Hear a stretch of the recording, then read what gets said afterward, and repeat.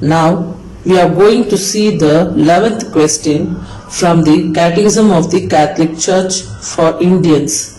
The 11th question is there any difference in power, glory or attributes among them? And the answer for this question is no.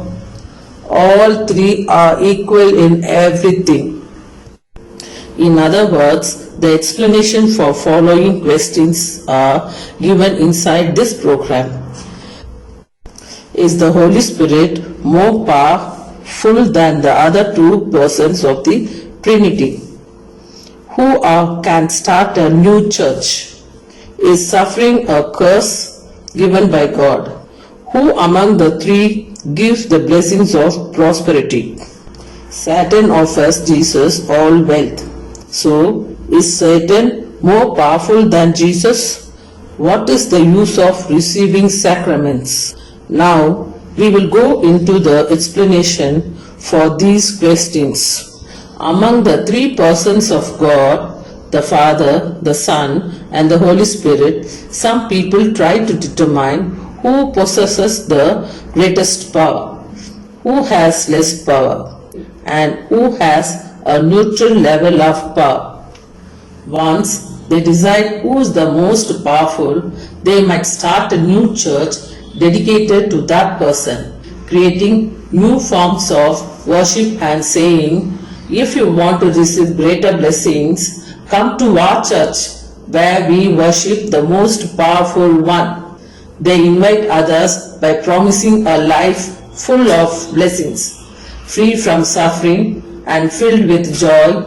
This is something we see happening every day.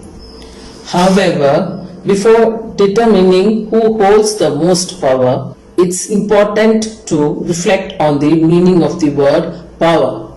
For those who do not believe in the covenant but rather in wealth and prosperity, the word powerful means something different.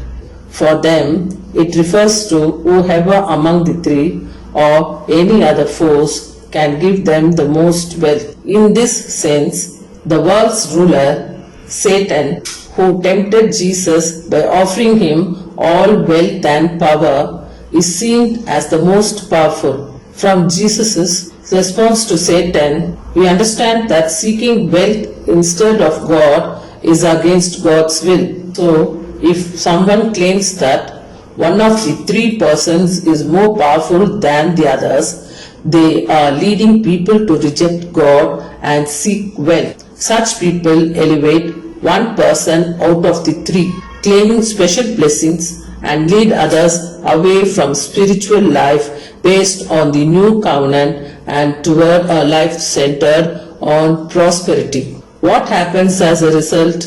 A person who was once part of the church, renewing their covenant with God by faithfully participating in the sacraments, ends up erasing their name from the book of life and entering it into the book of wealth.